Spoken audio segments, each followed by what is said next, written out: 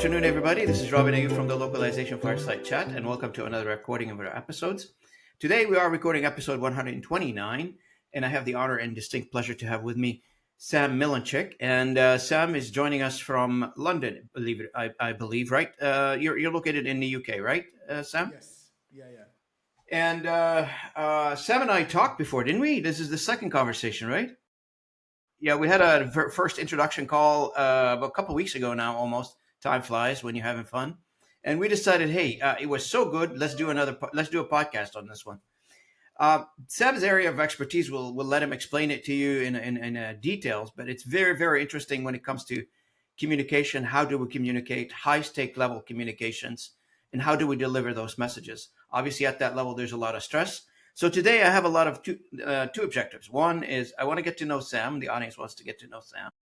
And we'll tell the story of Sam Millunchick on this podcast this morning or this afternoon. And also we'll get to know what Sam's company called Pathos Labs is about and how are they providing these services to their customers and who are their customers, et cetera. And specifically and more importantly, what problem do they solve? Before I get started, if you are new to the channel, I appreciate if you can subscribe to the channel. That helps me quite a bit. Also, remember, the channel is the Localization Fireside Chat podcast. It's a personal effort by me only, and I don't have any supporting staff. I don't have marketing departments pushing this.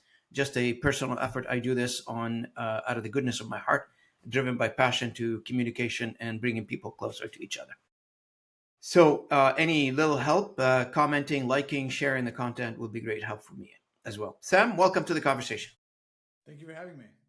Sam, we start the conversation generally on the podcast here by asking the question, tell us your story. Every individual has a story. So I'd love to get to know your story and tell the audience, how did you get here? The story for me centers around one word, which is sort of like the mantra that I live by, and that is autonomy. The most important thing for me is that I have autonomy, that I recognize my agency, that the people that I work with understand the power they have to shape their own lives. And that really is what drives me. It's driven me from, a youth as a young age all the way up until today. And so the story of the company that we talked about originally in the first conversation we've had is your company, Pathos Labs, and it seems to be involved in supporting founders, executives, high stake communication, helping them speak with clarity, convictions, and in specific moments, in specific those times, we've all been there, where you're presenting a very high stake or you're involved in a conversation that involves a lot, either a large deal that you're working on or a case of some sort that you're working on, that every word you say has, not like this podcast, we can say anything we want on this podcast. Every word you say is counted toward whatever the goal that you're trying to achieve, either the cause or against it. So the question is, how did you come up with the idea? So I was a combat medic about 16 years ago and was really introduced to what I now see to be an ability that grew out of my childhood. I was introduced to an ability that I have to be very calm under pressure. And it was almost like a detachment from what everybody else was thinking was going on in that moment, right? And that ability I carried it with me as I, graduated from the Army. I left the Army, I became a rabbi, a teacher, and eventually, left that profession to become a coach for founders. And the real key I felt was that there's the message, there's what it is that you're saying, but then there's also how you're saying it and how you're coming across to the people who are hearing you, how they feel about what it is that you're saying. And again, if we come back to this idea of autonomy, right? For me, I want every single person in the world to live their life that nobody else could live. We're all here mathematically drawing unique breaths in the history of the universe. It'll never happen again. And everybody has their experiences and their own recipe that went into making them, which means that everybody has a unique contribution to give to the world. And oftentimes that contribution is hidden behind poor communication. It's stunted by their inability to be confident about what they're saying, to believe outwardly in what they're saying, to think that what they're saying has value, and to communicate it clearly and compellingly. And so that's just, it was a no-brainer. I can keep calm under pressure. I can teach other people to stay calm under pressure. And I'm very passionate about getting people the tools to communicate clearly. So we created a company around it. So are you know, like we always talk about, how each individual is driven toward their destiny. And sometimes we try so hard to find that destiny. But meanwhile, you don't have to try hard, right? So, I mean, you just articulated it. It sort of finds you because all the experiences that you have in your life sort of gravitates you toward what you eventually becomes your destiny. And for those people, like I've seen a lot of people go and do a presentation, like either at a sales event or at a public speaking event, and they really like they're sweating in their hands, and they're shivering in some cases. I was included, like when I was a young professional. First time I remember doing presentation like 30, 40 years ago. I had to really think of what I'm doing and how I'm going to do it. But I guess practice make perfect. I don't know if that's a thing in your world, but the more I practice, the more I wasn't afraid of making mistakes, and I still do make mistakes quite a bit actually. But I will never give up. I'm always going to try to communicate, regardless of my style. Grammatical errors, choosing the wrong words. Okay, correct me. That's fine. Feel free to correct me. I'm okay with that. But where people, I guess, are afraid of things, and especially like for somebody like you, Sam, combat medic. I mean, just think of that. I mean, for people who don't know what that is, Google it. Try to figure that out a little bit. When you're combat medic, you're trying to support somebody. Somebody's injured. Somebody's having a problem under fire. Under fire. I mean, in a war zone, in a conflict area, and you actually have to focus on what you do, because if you don't, you're going to lose a life. And you don't want to do that. So if that is nothing, I mean, I don't want to use I don't want to quote Seinfeld on this on this thing here. Public speaking is number one. That's what people are afraid of. Public speaking is number one. Second is death. Yeah. There you go, right? So all I'm saying is, it's not that bad. It can be done. It can be learned, and Sam built a business on it. So what is your ideal profile of somebody who wants to go to you for support, for help? Yeah. So, I mean, look, like you just said, everybody has this issue to some level or another, especially if they aren't exposed to it regularly. Even if it's somebody like a PM, a project manager or an equity manager at an investment bank, they're going to need to be making these presentations on a regular basis to people who have more authority, more power over them, over their career trajectory, let's say. So really anybody who has this issue, I'm happy to work with them. The people that we've found the most success with have been either executives or founders who are looking to raise money. Those are the two sort of main ICPs that we're interested in working with at the moment. But like I said, everybody has this issue, and we're happy to work with anybody who wants to work with us. So in a I'm not sure if you've ever been asked this question, right? So I asked this question quite a bit, but if you were to introduce Pathos Labs, like in an elevator, you're going up the elevator, you've got 3 floors to get this done. What's your not 60 floor? Like I live in Toronto, like some of these buildings are really high, and to do an elevator pitch in a long building in Toronto, it will take you an hour. Let's focus on 3-story high building kind of thing. So how do you do that? Give me your elevator pitch. The elevator pitch would be, I help people use less deodorant. Wow, I love that. It didn't even take one level. That's pretty good. And that sort of, it works on a number of levels. It works because it's funny. It's out of the box. People look at me like, that's not what we expected to hear. Yep. So it actually invokes a lot of curiosity and lowers people's barriers. I don't take myself too seriously. Neither do you. We can have a chat here. And then obviously you go into this idea of helping people when they're in these high stakes situations to stay calm, to stay clear, to say what they need to say in a compelling way, and not have their body and their nervous system betray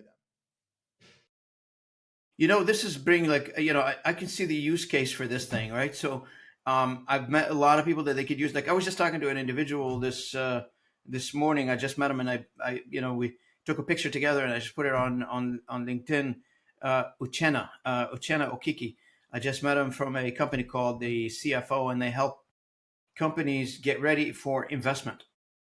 So if you want to go borrow money or you want to expand your business, you're looking for investors, you want to go to the banks or whatever, you need to do a lot of homework before we get there. Maybe a part of the homework is, you need to be able to articulate what you're looking for. And I love that idea, because if you're going to go in front of somebody to ask for investment money, you got to get your story correct. Because people like who are willing to invest money in you first postcard, if you will, I don't know, picture of your business is you. I mean, as a business owner, right? Well, especially at early stages, I think what a lot of founders don't understand or haven't fully internalized is that the idea of your business is table stakes. So the problem that you're solving or the unique methodology that you have of solving it, that will get you in the door, will get you a seat at the table, will get you a meeting. Investors are not what, and this is irrespective of what an investor will tell you, okay? Investors are not backing just your idea. They want to know that you are the person to, or you or the team are the people to execute it. And if you come in there and you can't hold yourself steady, what you're telling them is, when things go pear-shaped, when things get difficult, I'm not going to be the one to stay steady. And they're giving you millions of dollars. They're not going to want to trust you with millions of dollars if you're going to freak out every time something goes wrong. That's right. That's right. They need somebody to hold steady in the face of the storm. Plus, they need somebody that can assure them they're going to get a return on investment. Not the single crisis that's going to come along. That individual is going to bail ship. Exactly. I mean, I would say number one skill for founders is resilience. Yep. You've got to be able to weather the storm, to stay steady under pressure, not to lose yourself, to lose sight of your vision. And that starts with your nervous system. It starts with how you present yourself to a board of people who theoretically have more power over you. How do you stay grounded? How do you stay leveled? All those skills translate across the board also to running a company. Yep. Hey, listen, on your website, I was just going reviewing a few things on your website before our call there. You mentioned that you're not a consultant or strategist, and you are a sort of modern day rabbi for business leaders. So what does actually look like in practice, this thing? What does that mean? So it's funny. I would get on calls with founders, and they would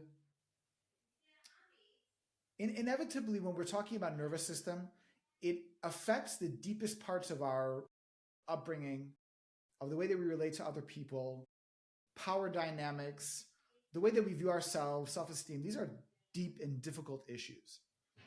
And so you're going to get on a phone call with a consultant and you're going to start talking to him about your marriage or your upbringing. That feels a little bit weird. It's not business as usual, right?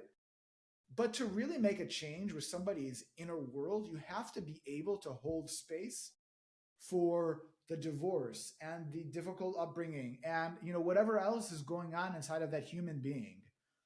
And so that's where the rabbi part comes in, because part of my training, obviously it's Jewish law and it's rigorous and all that stuff. But part of it is sitting with people who are, whose daughters don't talk to them anymore, sitting with people whose spouses have cheated on them, sitting with people who have really gone through the worst that life has to offer. I remember my first day on the job as a rabbi, somebody died. And within a week, I was at somebody else's bedside reading them their last rites as a young person, okay? And to be confronted that viscerally with death, it really changes the way that you look at life. So the rabbi to business leaders is this idea that, look, this relationship is more than just, let me come in and tweak a few words on a slide, okay? Let me come in and teach you a few breath tricks. That's not what this is. This is a relationship of depth, and it will change you. Our meeting will change you. Yeah, that's right. And it's all about human relationship, isn't it, Sam?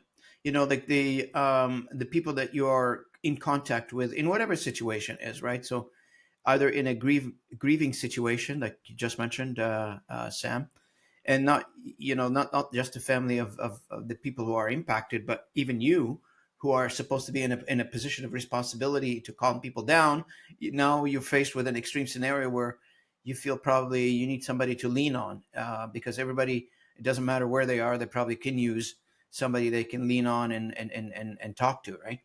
And I just, funny, like you and I had sort of similar thoughts here, because for the past 30 years, in a way that I grew my business, my reputation in the business, it was centered around that. Talking to people as if I don't need anything from anybody, to be honest with you. The only reason I'm enjoying this conversation is because I'm enjoying this conversation. That's it. And over the years, that's how I built my entire business. Is there a truth to that in your mind? This is something that I tell people, no matter who it is that I work with, and this is the thing that shocked me, sort of the working very closely with people, right? No matter who a person is, and no matter what level of success they've achieved in their job, you know, I coached, for example, one of the global execs at Invesco. This is one of the highest power people in that company, right? And they are beset by imposter syndrome, by self-esteem issues. And it all comes because we refuse to look past the mask. We're not connecting with the people in the room, you know? And if you can learn that, look, it doesn't matter what somebody's title is. We're all human beings. We all have hopes and dreams. We all have things that we're nervous about. And if you can connect to that human, Yeah, yeah. everything else falls away. You know what? You bring a very good memory for me, because I remember I took on a new job, and that was like decades ago. And I remember, like, first day on the job, I was the high level job in sales. So I was just being asked, to go through the product list and understand these products, etc., and understand the company directives and the messaging and all that stuff. So when I go in front of a customer, I am repeating, basically regurgitating what I've been told to do, right? What I've been told to say. It's funny because I walk into this high level executive at a company, and I'm introducing myself, and I'm telling him like the exact marketing pitch that I remembered in my mind about this particular company. He stopped me. He said, "Stop. I don't want marketing BS. I want your story. Before I start talking to anything, I want your story. I don't need this marketing BS. I need you to tell me your story as an individual. Like, forget the company, forget the product, forget who you represent. I deal with people." That's how he framed it in my mind, and in his mind, and he put that onto me. Because at the end of the day, look, there's a lot of PowerPoint decks. Everybody build those, a dime a dozen. But at the end of the day, is human are human. At the end of the day, like, I just can't believe it. How many people, they come to me giving me their sales pitch, and it feels I could have gotten that sales pitch from a robot. Literally, I can get it from an AI bot, and it wouldn't. Now I hear like AI bot can replace some salespeople. They do, and they act like it. Absolutely. I mean, the thing I will never teach the people that I work with to rehearse word for word, because if I was going to sum up successful public speaking in one sentence, it would be connect to your audience. And the more you have to hit a script and say certain words and be a certain way, the less you're connecting, because it's not about them anymore. It's about you. Yeah, correct. You're absolutely correct, because you got to flip it around, and you got to figure out what level can I connect with that person on. I just can't believe it. Like, there are some CEOs, and I don't want to name any names. I know a few of them. They will exactly, give hell to a specific person in their company, because in their mind they want to push product number A, and they attended, like I say, a comment, a hosted sales call with a customer and their CEO on the phone, and that poor guy, the salesperson, whoever that is, forgot or did not see it as an opportunity, or did not see it as a possibility, because the way conversation is flowing, to mention that product. Basically, let's say we're talking about something way on the left side of the product list, and the CEO has it in his mind, oh, we need to mention this product way on the extreme side. The situation doesn't dictate that. But some CEOs, they force their people to say, continuously repeating the crap that they want them to repeat, even though it doesn't fit the situation. And the funny thing is that, if people would stop for a second and say, does this work on me? The answer to that question would obviously be no, right? I don't like being sold to in this fashion. So why would somebody else all of a sudden, oh yes, of course, please tell me 100 times about your product. It's one of the things that I teach people is nobody cares about you.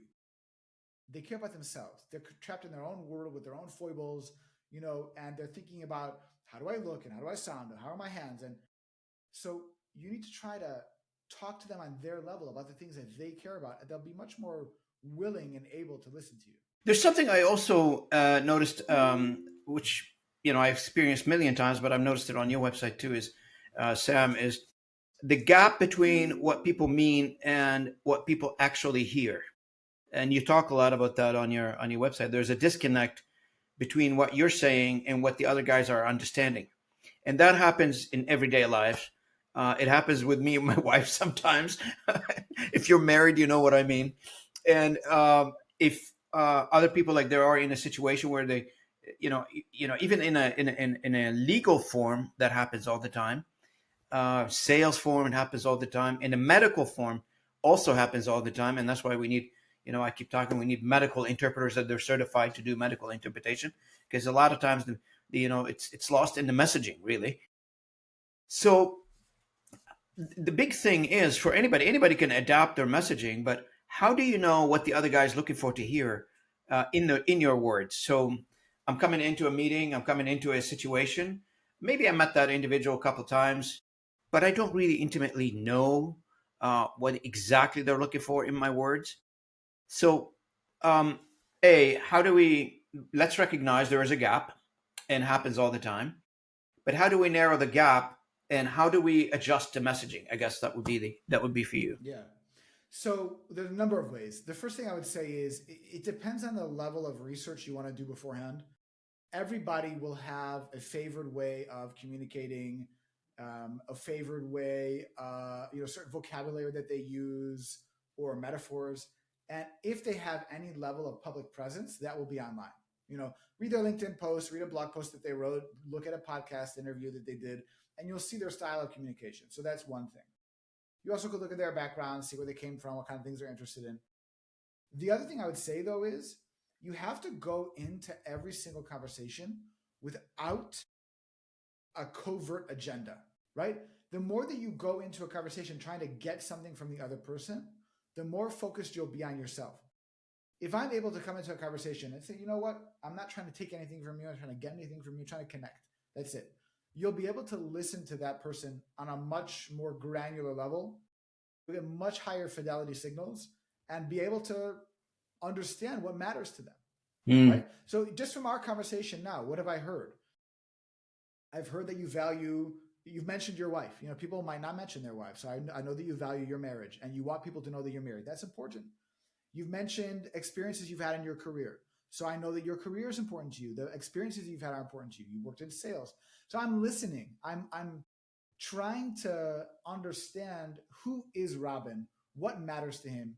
And then if I have something to give you or sell you, I can first of all talk about it on your terms, but I can be much more open with it. I can say, look, this is why I think this is a good fit for you in your context, in your situation. And you know what? I'll just say one more thing. So like the best pitches, by the way, do this exact thing. So let's say I'm going to pitch an investment firm. What I'll do beforehand is I will look at everything that investment firm has ever published. What is their investment thesis? What are they interested in investing in? What kind of things don't they invest in? And the more I can build up a picture of who these people are, the more I can talk to them on their level. And they say, look, hey, we're like this other company. We have similar ideas, whatever it is. We can tailor the messaging to that specific person. You bring a very good point, the listening part. And I've talked about the listening part, I don't know how many episodes on this podcast, because a lot of people don't, it's not they don't listen, they listen, but they ignore it. Why?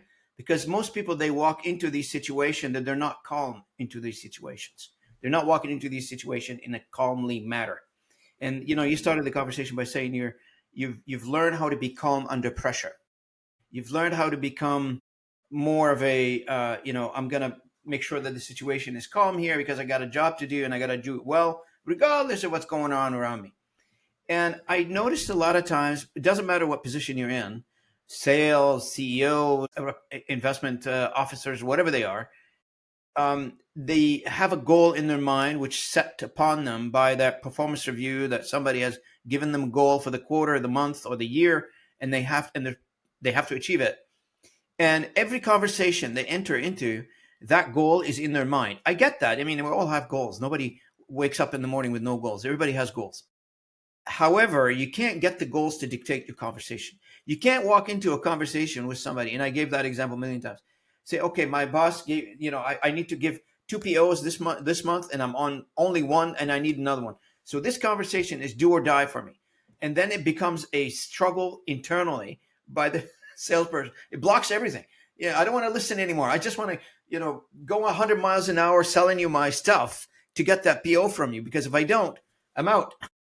Yeah, It which becomes an urgency, paradoxically, by doesn't the it? way, it paradoxically makes it much harder to get what you want, Of because course, nobody likes that desperation, that straight selling, that 100%. please buy from me. Yeah, Nobody. And 100%, like, I agree with you. Nobody wants to buy from a desperate person. Like, who is, I mean, when was the last time I don't buy cars often, but one time I had to buy a car, and, this guy came in relaxed and fine, explained to me, and I walked out with a car. But how many cars did I looked at, and how many other salespeople I've talked to, and they were so aggressive, sign now, sign here, sign now. Hey, I'm not doing it. yeah, yeah. Well, because I think what people don't realize is that there are lots of signals we are giving off that are not the words we speak, right? So, for example, in that situation, right, a signal that the car salesman is giving off is, if I am so desperate to sell this thing, it must not be very good. I must not be selling very many of them. Well, what signals does that tell me as the buyer? And this must not be a very good product. I'm going to be very wary now. So there's signals. We're walking around in a cloud of them all the time, to how we dress, to how we sound, to the words that we use, and the body language. It's all there, and it's all being If we picked want to up pay by attention, our there's some. minds. If we want to pay attention, Well, but this is the interesting thing, is that some parts of our signaling are impossible for our bodies and our psychologies not to pay attention to. So if I'm in a room with somebody who's desperate to sell me something, my antenna will pick that up automatically. And everybody will. you know what I don't understand, to be honest with you, and I like your take on this one. Most companies hire like smart CEOs, smart executive people. And what I don't understand, like, how are these smart people are failing to deliver the right message to land in the right way to the audience that they're gonna, even internally. If, even as simple as doing a town hall meeting. Like, I don't get it. Well, what's the obstacle? What's stopping them? They have the smarts, they have the knowledge. Is it just training, exercises? What is it? Well, I mean, look, if knowledge was the key to all of our problems, anybody with access to the internet would be a billionaire. So it's obviously not knowledge, right? There's something in having somebody looking at what you're doing, giving you honest feedback, not, fawning, sycophantic, oh, you're the best in the world, we're so happy to have you. No, this is what you got to work on. This is where you're not doing well. This is where you're being a bit rude. That kind of, many of these people will probably only ever have been surrounded by yes men or women. And therefore, they're not getting the honest feedback of, hey, this is not working for us. Yeah, you know that like button that it's on social media? I think they should add another one to it, dislike button too. Well, they used to Maybe, have one on YouTube, by the way, and they took it away.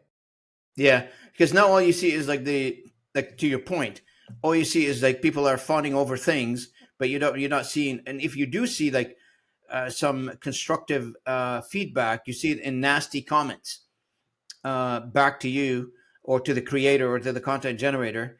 And it's not necessarily a constructive feedback. It's just more like, pointing the fingers, and, not necessarily you're going to do anything with that one. Now, tell me, like, when you do this day in, day out, what are the most, in your head, as you've interviewed, as you've talked to your founders, etc., what is the most common communication failures that you see? Like, there must be some trend, is there? Yeah, the biggest problem is not thinking about what other people need to hear. It's being trapped in our own minds, in our own ways of communicating, in our own pet ideas that we just have to share with other people, whether or not they need to hear them or want to hear them, or it's relevant to them. that is probably the biggest issue that people that I come into contact with have in terms of their communication. Now, there's lots of other issues which interfere with communication, but raw communication skills, that's probably the biggest one. So would there be consequences for that? Like in your mind, did you see like any one of those situations where somebody delivered a message and it went sour and there was some, without naming any names, I don't want any names, but well, you tell me, have you ever been on a pitch with a founder who had a deck, put the deck on the screen and talked for 20 minutes? Oh, 100%. I could tell you one in particular. I got to tell this story. This one you just reminded me of. I was doing a presentation for a large tech customer in California, and I managed to get all the VPs in the room because I've known the SVP in the company. I won't name any names. That company doesn't exist, by the way, anymore. And my boss said, at the time, the VP that I was working with, I said, "Hey, I'm going to California. I got to do this presentation." I was on the other side of the country in New Brunswick, in Canada. But most people in cold New Brunswick would like to go to California. So he said, "I want to go with you." I said, "Okay." And 2 weeks worked on a deck, etc. I don't know. I mean, for me, I'm just going in to have a conversation with these guys. He ended up showing up with a 120 slide deck, and I'll never forget that. And every time, and he started the presentation, and we had like an hour and a half with these guys. And every 15 minutes, my contact will ask him, we'll look at him, we'll ask him, "So can I get to the bottom of this? Like, what are you?" And the answer was from the presenter at the time, which is my boss. "Hang on, the message is still coming. The answer to your question is coming."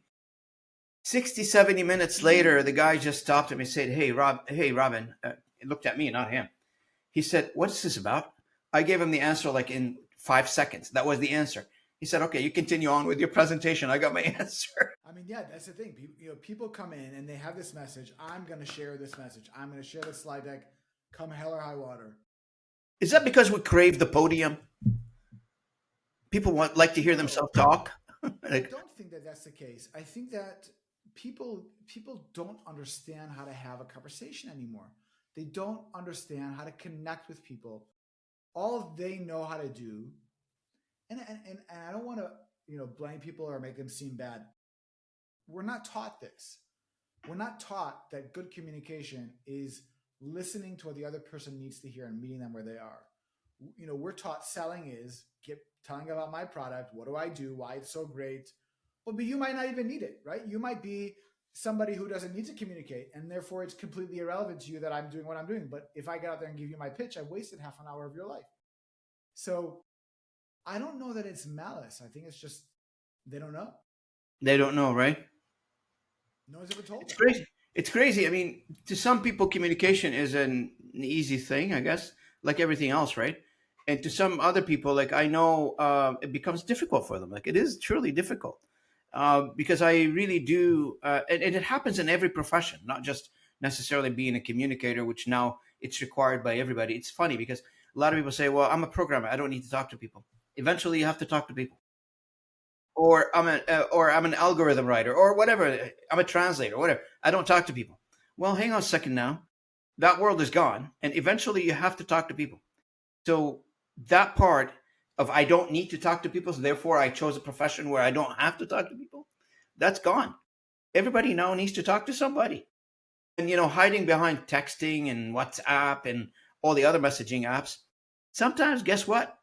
You have to listen to somebody's voice on the other side. Well, and engage with it. The thing about messaging and even this type of contact that we're having now, I call that 2D communication, right? Because Well, absolutely it is. Yeah, it's two-dimensional, right? You don't smell the person and look at them in the eyes and shake their hand and feel them. There's no touch involved.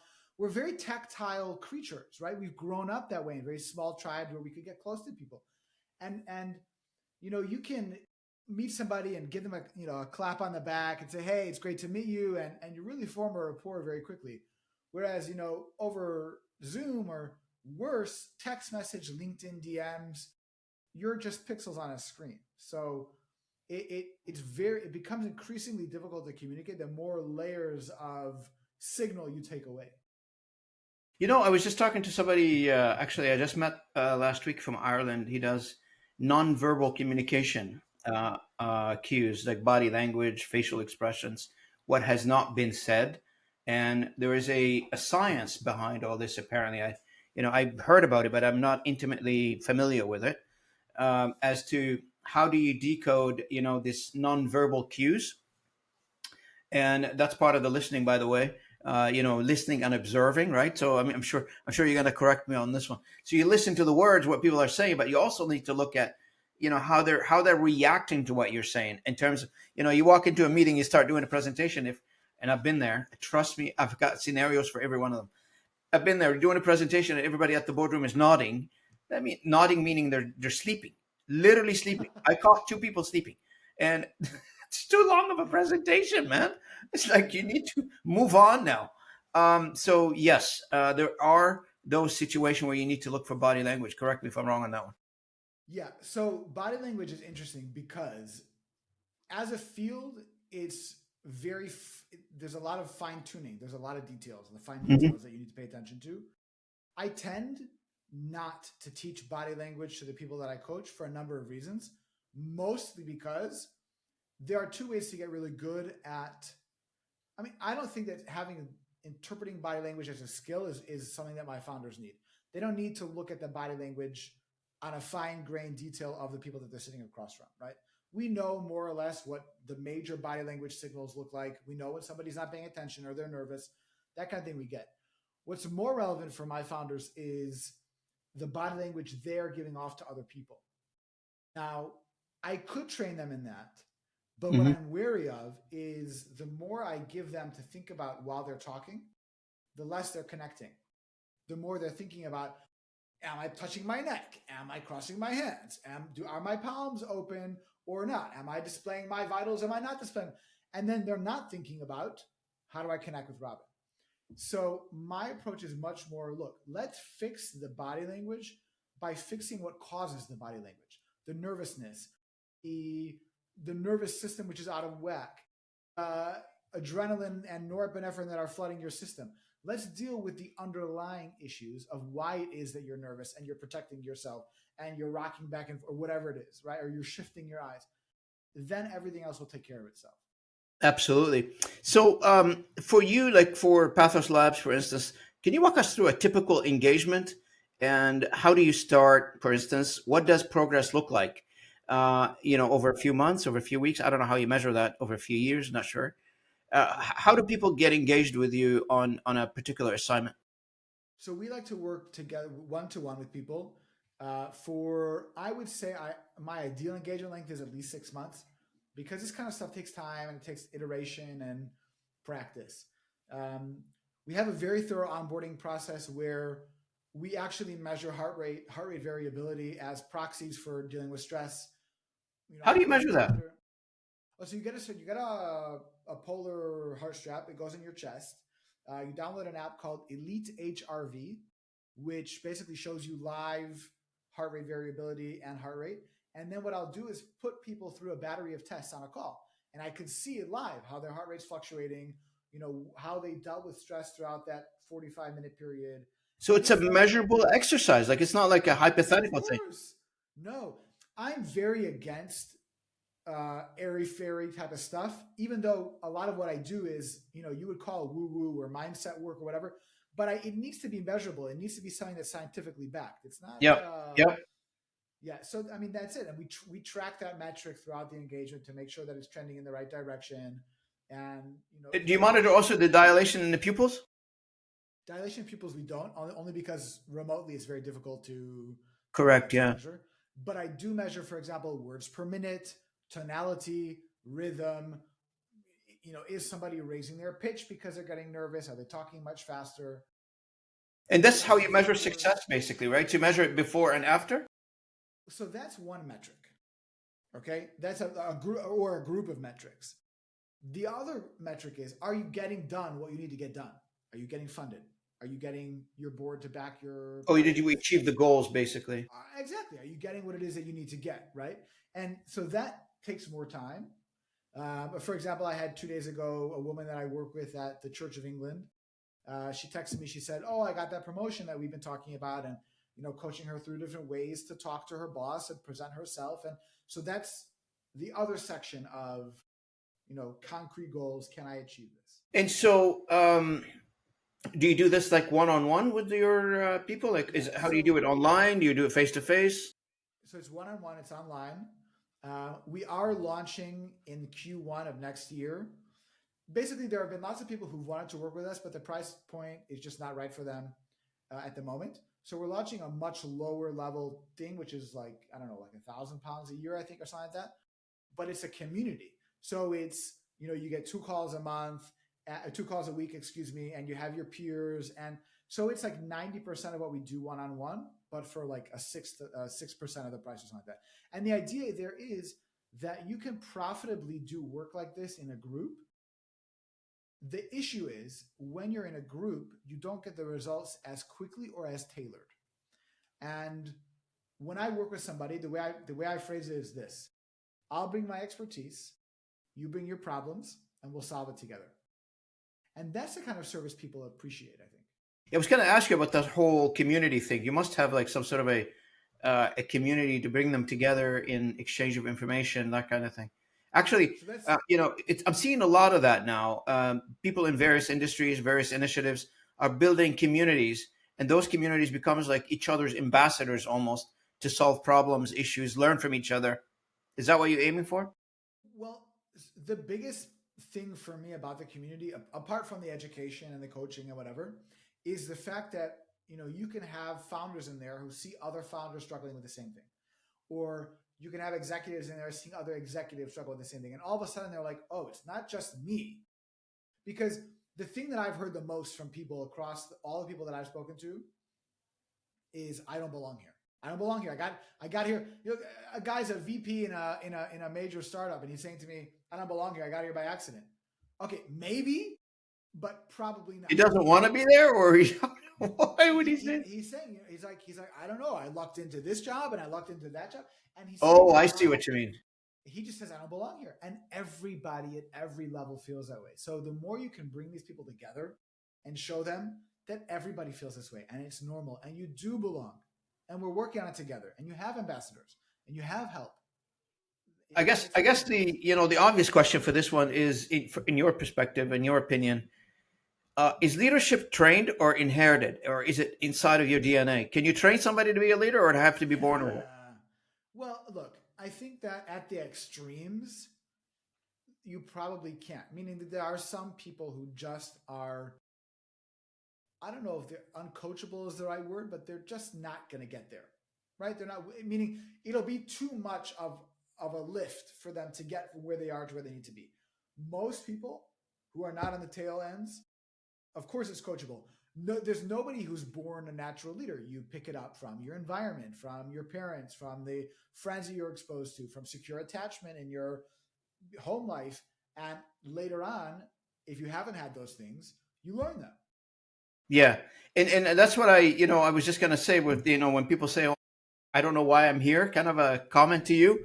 I'm thinking like maybe leadership, either it's not in them, or they don't refuse to be trained on it, or they're not feeling comfortable with it, or they're in a situation where they just drifted into it. I know, like, I've had these conversations in sales. I asked some of the salespeople, like, how did you get into it? And sometimes, like, I'll be interviewing people in sales, say, my boss thought I'm an outgoing person. Listen to this keyword. I'm an outgoing person, and they happen to be an engineer or something. And he thought, I'll be good in sales. Yeah. So they drift into a job that they probably didn't think about it. Yeah. It really is. It's about understanding that anybody can achieve anything with the right amount of willpower and the right amount of effort. Nothing is beyond. It just depends on what you want for yourself. Yeah, like, there's things in life can be done with purpose, I feel, career specifically, and or could be a result of a luck somehow. I mean, it's, like the old adage that says, effort plus luck equals success. But you need to have something on the go here. It cannot be all luck. All luck sometimes just, it gets to a point where people ran out of luck, I guess, and the true self it shows. And that's what you're teaching them to avoid, right? To learn a new skill, to be better at what they're communicating, etc. So, what are the, in your opinion, like from the patterns that you've seen through the leaderships and the founders that you talked to, what are the most crucial conversation that they want you to address? I mean, you mentioned investment, but are they, job, for instance, promotions, etc.? Is there anything else? I think people want to understand how to get people behind their ideas. They want to know how to be persuasive, whether that's in a board meeting or it's getting colleagues to back down on a particular initiative. That's a big one. They also want to understand how to get people that are underneath them in the hierarchy to do what they say, right? And this is Yeah, yeah. how do I just get them to do what I say? Well, okay, maybe that approach is not the right one, okay? But they want to understand how to get results from their speech. I think people are very used to talking and not being listened to, not being understood, where their instructions aren't followed, and they're desperate for their voice to make a difference. That's right. Now, we're just coming near the end here. I just want to leave the listeners with a couple of key takeaways. Those listeners that they are not in a position to reach out to you, or for some reason have not yet reached out to you, or maybe they use the takeaways to reach out to you. So there's three different options for people here. So, what are the 2 or 3 simple practices that they can do, an audience listening to this podcast can do to start their week next week or now, I guess, to improve how they communicate under pressure? Maybe like 2 or 3 takeaways if you can give them that. Okay, number one is to download an app called State Shift. Okay, it's a breathwork app, and I would say create a breathwork practice. If there was any button or anything close to a button you could press in your body to calm down, it would be your breath. So I would say the first takeaway is take breathwork seriously. I would say number 2 is to drop your agendas. Communicating openly and honestly with the people that you're talking to is an unlock that I think most people haven't explored and is tremendous, right? Just come in openly and honestly, talk about what you want to talk about, connect, be curious of the other person. And the third thing I would say in order to be an effective communicator is understand why you're talking. So one of the things that I ask my executives before we get into an engagement is, why are you speaking? What is your aim? Are you there to inspire, enlighten, encourage action, persuade? What are you trying to do? Once you have that goal very clear in your mind, you need to censor yourself. Anything that you're going to say that falls outside the purview of that goal, it doesn't serve that purpose in an immediate way, don't say it. And I think those 3 things are probably a good place to start. That's right. So, no, those are very good points, especially the Shift app. I really like that. And I know a few people like I'm thinking about right now, they can use that app. So I'm just going to recommend that app for them to download. So they're going through some tough time right now. I'm thinking about them. So, no, I want to thank you. Anything else you'd like to add, Sam, before we wrap it up? I just really appreciate the time you took to talk to me, and it's been a great conversation. Thank you. Absolutely. Thank you, Sam, for joining me on this recording of this particular episode, 129. And I really appreciate it. Appreciate the insights. I appreciate your conversation and the expertise you shared with us. Hopefully the audience took a few things out of this conversation. I know they do. At least they tell me they do.